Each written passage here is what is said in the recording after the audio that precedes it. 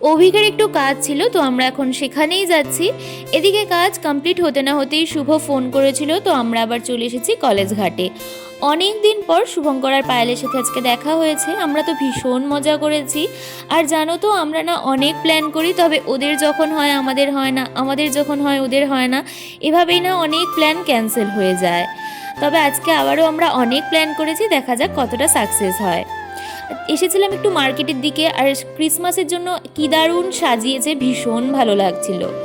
তারপরেই এসছি একটু বেকারি শপে, যেহেতু সামনে ক্রিসমাস, তো ফ্রুট কেকের জন্য কিছু ইনগ্রেডিয়েন্টস নেওয়ার ছিল, সেগুলোই নিতে এসেছি। আর আমি না, তোমরা যদি জানতে চাও, তোমাদের সাথে কেকের রেসিপিগুলো শেয়ার করব। তারপরেই আমার মোটামুটি নেওয়া কমপ্লিট হয়ে গেছে। অ্যাজ ইউজুয়াল আমাদের পেয়ে গিয়েছিল খিদে, তো আমরা দেখলাম সামনাসামনি সব দোকান ওই ভিড় ছিল বলে আমরা যাচ্ছিলাম মোমো খেতে, বান্টি মোমোতে। আর সেখানে গিয়ে তো দেখি প্রচুর ভিড় ছিল।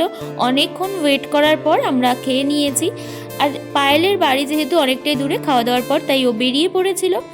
আমি আর অভিক তারপর এসেছিলাম আরেকটা দোকানে, একটু দরকার ছিল। এখানে এসে না দেখি কি পটেটো ক্রেকার, এটা না আমার ভীষণ ফেভারিট, তাই নিয়ে নিয়েছিলাম। তো চলো, আজকের মতো এতটাই।